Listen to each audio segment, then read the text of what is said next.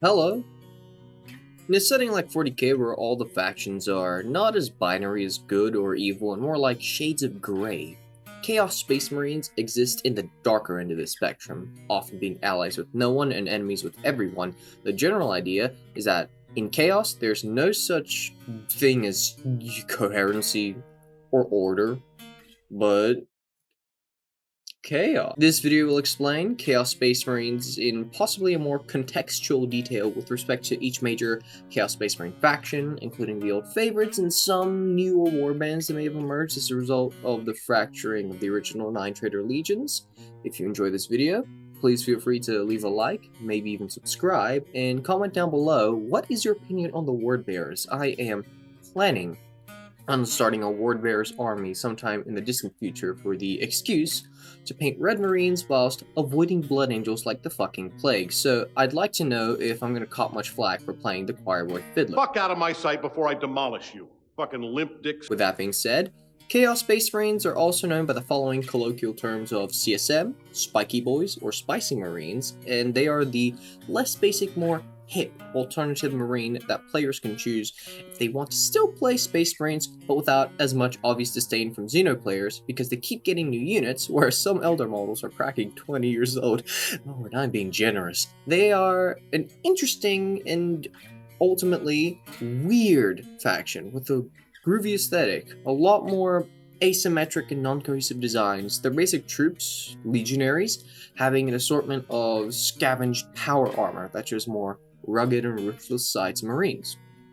Overall, they are more melee focused and are suited for a more aggressive playstyle. However, they do not neglect shooting in a good castle at the back of your deployment zone if you have the right units. Cough, cough. Havocs, Hellbrutes, hell of a lot of tanks. They also have varying color schemes for different sub-factions, each with their ideal style of combat, and with lore and even sometimes characters such as Abaddon, Fabius Bile, Cypher, so on.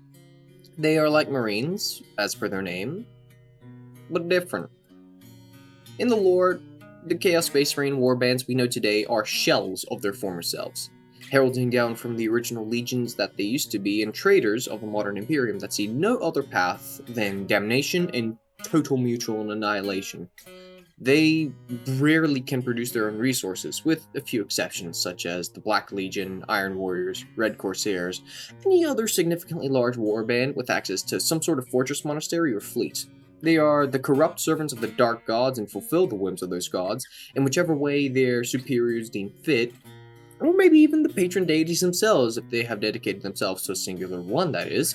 Chaos, although it should be said at any time, whether it be mutually or even partially beneficial, will ally and betray each other on the name of the eradication of the Imperium of Man or their own survival. Being as unreliable as they are, most of the results are due to chance and luck, with the added help, of course, of a little bit of magic shenanigans, which stems from the inherent taint of chaos. Now, the taint of chaos that is very evident in each and every devotee of the dark gods is a slow burn that manifests differently in every person according to their own individual personality.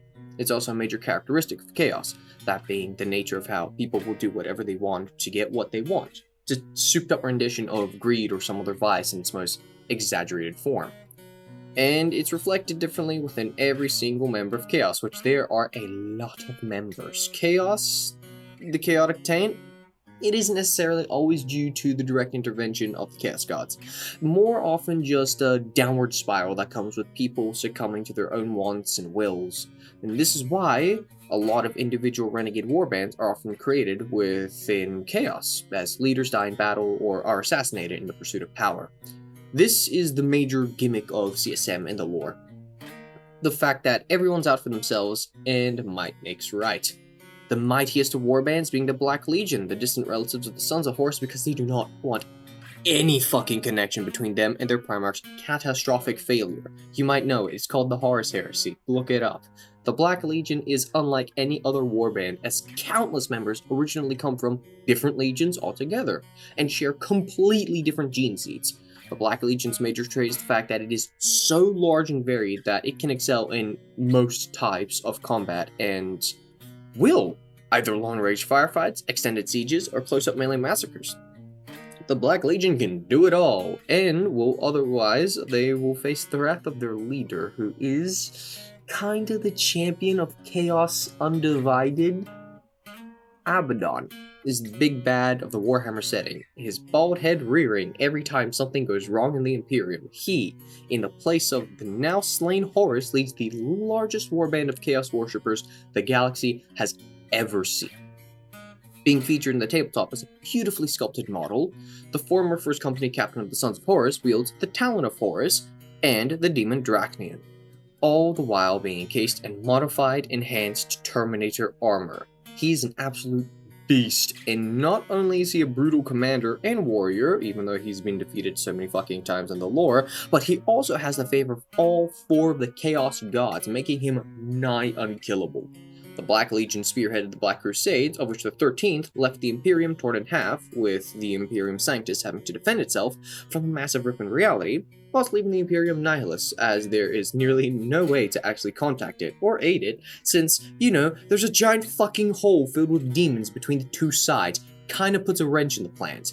This handiwork was not done alone. The Black Crusades did feature the aid of almost every Chaos Warband, including some major names and fan favorites. Speaking of fan favorites, the Night Lords, my beloved, are one such warband.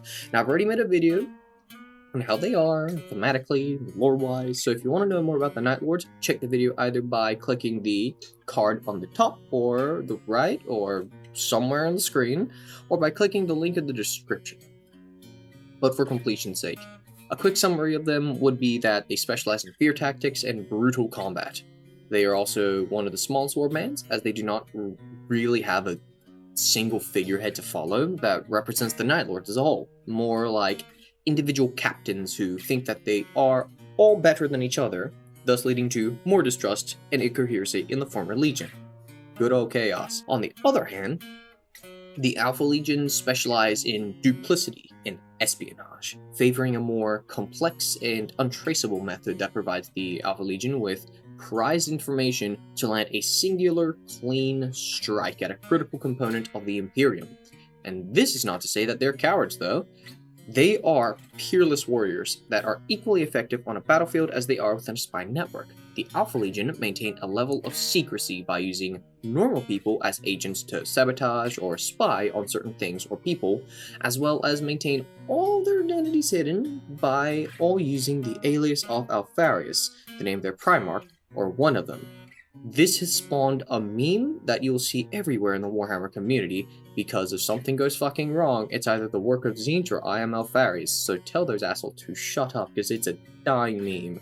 They are by far one of the more interesting legions with a brilliant color scheme and a fascinating theme. However, they are lackluster when it comes to named characters, for the obvious reason: duplicity, secrecy, spies. It kinda contradicts the point of being a good spy if everyone knows who you are. However, one warband that does not care for the subtleties of spycraft and Cold War is the Iron Warriors. They are brutal siege masters that never relent and see all things as a monetary resource, even lives. They are the almost dark twin of the Imperial Fists. However, they prefer a much more sick and twisted tactic to achieve the result they want. The Iron Warriors often, before an engagement, calculate every minuscule detail of a confrontation, going into battle beforehand, pretty much already knowing the outcome and following through with their established plan, no matter what the enemy counters them with. Iron Warriors do not do contingency. There is no other plan. Iron Warriors are probably the most honest warband, as they will know exactly how many shells are fired at a hypothetical citadel, how many miles they'll hypothetically claim in a day, and how many lives it will hypothetically cost. And even if the casualties are in the high millions, they will not change course, and they will throw bodies into the proverbial meat grinder until said proverbial meat grinder is utterly proverbially annihilated. This ideology they learned from their Primarch Perturabo and hold near to their hearts as they practically bludgeon their enemies to death in long drawn-out sieges or direct confrontations. Unflinching and unyielding, they are iron within and iron without. The Wordbearers, though, are not so inclined to such brutalist tactics. Wordbearers are more zealots than warriors, and as a reward for their original and continuing faith, they often do not fight with only living beings, but rather bring the ever-present threat of demons to the table. Yay! The word bearers are religious fanatics who, as a matter of fact, are the sole reason for the imperial faith, and they love all things warped and twisted. The word bearers prefer to seed corruption in hive cities and other worlds, rather than actively interact with them in one way or another, like the aforementioned warbands. They are preachers, prophets of the dark gods, and as such receive the most of their boons, which means that they have lots of demons and possessed marines. Extremely dangerous CSM units that can rip apart normal space marines with relative ease. They themselves do not have any named characters, but prefer to bring Dark Apostles, Masters of Possession, and other demony warp shenanigansy type units. They're not necessarily psycho inclined, but they also do not really refuse the gifts of the Dark Gods. And that should cover the themes of all the major warbands of chaos that descend from the original 9 Trader Legions, with the exceptions of the Death Guard, World Leaders, Thousand Sons, Emperor's Children, which all will get their own respective videos to cover them in detail, or rather, have their own video in the case of the Death Guard. This all begs the question, how do they play on the tabletop? Well, CSM are a high-risk, high-reward type army, especially with their Dark Pacts rule. This army rule being that whenever a unit is selected to shoot or fight, they may choose to do a Dark Pact, which gives that attack, or rather, on that turn, that attack, either lethal hits or sustained hits 1.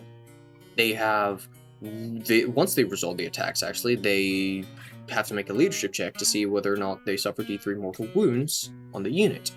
The rule already is pretty good, as it means that weaker units have a better chance of getting through tougher units, or gives a unit better anti-infantry or anti-horde capabilities, which makes a unit overall better. In addition, though, the indexed attachment rule also gives the units a further bonus by, according to which god they align with, which is selected before the battle, or if a unit is already affiliated with a specific god. That means that they get that Dark God's Dark Pact bonus, and it has to be selected. Additionally, there is a Chaos Undivided bonus, which is reroll hit rolls of 1, but I'm getting ahead of myself. The detachment rule is called Marks of Chaos, and the bonuses are as such. If you select the Mark of Khorne, then when you select to give a unit the lethal hits ability via Dark Pacts, then in the fight phase, attacks proc lethal hits on a 5-up instead of a 6-up. If you select the Mark of Tzeentch, then when you elect to give a unit the lethal hits ability via Dark Pacts, then in the shooting phase, not the melee, no, not fight, just shooting, they proc lethal hits on a 5-up instead of a 6-up. If you select the Mark of Nurgle, then when you elect to give a unit sustained hits 1 via Dark Pacts, then in the shooting phase, they proc sustained hits 1 on a 5-up instead of a 6-up. And if you select the Mark of Slanesh, then when you elect to give a unit the sustained hits 1 ability via Dark Pacts, then in the fight phase, those attacks proc sustained hits 1 on a 5 or 6. And for Undivided, if you select the Mark of Chaos Undivided, when your unit makes an attack with Dark Pacts activated, then you can reroll hit rolls of 1. Do keep in mind that these bonuses do not apply to the type of attack or number of attacks, but rather to the phase in which the attacks that unit makes have these benefits, meaning that both melee and ranged attacks may receive a bonus to them via the Marks of Chaos ability, but there rarely are instances in which shooting occurs in the fight phase and fighting occurs in the shoot phase. Keep that in mind though with games of CSM, you can cheese. In addition to the fantastic faction rules, CSM also have some fantastic unit choices, with excellent rules to boot. The most basic battle line choice of Legionnaires perfectly reflect this with their sheer customizability and utility, having access to more guns than the US defense budget could ever afford. For a more dedicated anti-ranged infantry loadout, equip up to 2 Reaper chain cannons, flamers, and missile launchers, alternating toward 2 max in the unit. For a more anti-elite unit, equip legionaries with up to 2 heavy bolters, autocannons, plasma guns, same thing, 2 of one of the options. Or for a more anti-tank loadout, equip them with 2 las cannons, melta guns, and missile launchers, again. Or possibly for a more melee-focused infantry, equip them entirely with chainswords, and one of the members having the capability of carrying a heavy melee weapon for the big scary melee elite. Additionally, if you're feeling spicy, you could even equip a balefire tome, which gives the squad pretty nice strength 5 AP1 psychic attack because fuck you, my guys went to magic camp. In addition, this beautifully customizable squad also gets the Veterans of the Long War ability, which provides reroll melee wounds of 1 and all melee wounds if the squad's been ranged of an objective mark, which makes this infantry unit likely one of the best battle line units in 40k, considering that they're only 180 points for 10 guys. Still not convinced they're a lot with the Dark Gods? Well, then maybe have a look at the Chaos Terminators. 3 wounds with toughness 5, 2 up saves, and a universal 4 pinball. These boyos have enough chunk to eat a full course of lead, bullets, shells, and some extra lasers for dessert. Mwah. In addition, they all either carry combi bolters, which can fire up to 4 shots per guy for maximum horde crunching firepower, or if you can't do the math, understandable, means up to 40 ranged attacks for a 10-man squad, or combi weapons for pesky elite infantry units that have puny and vulnerable saves. Devastating wounds, go burr. And not only this, but each guy carries an accursed weapon, which just look at this profile. Jesus fucking Christ, whatever unit charges these chads is gone.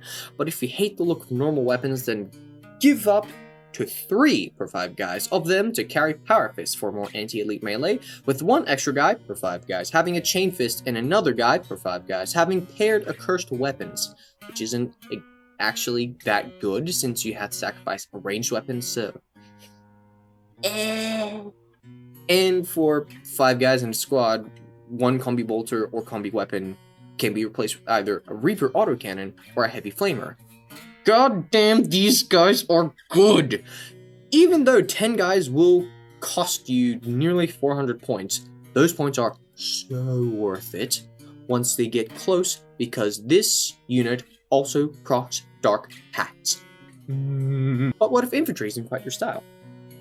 Well then, CSM also has a variety of tanks and monsters for you to harass your opponent with, such as the Forged Mauler Fiends, the Helldrake, the Hellbrute, the Predator, both Destructor and Annihilator variants, the Vindicator, the Defiler, the Venom Crawler, the Cornlooter Skulls, and the fucking Land Raider, hell, goddamn Warp Swarm, Possessed, the Obliterators, Demon Princess, Lord Discord, and Vasher the motherfucking Arc! Clearly there are many options in case you hate infantry. And in the end, if you just want a little bit of, being a dickness, you can just cultist spam your enemy so that they will never be out of engagement. Thank you so much for watching. If you like this video, please feel free to like, subscribe, and let me know whether or not War Bears is a good idea. Yeah. I think that's it. Oh shit, here! Rocky Road McDonald's! Rocky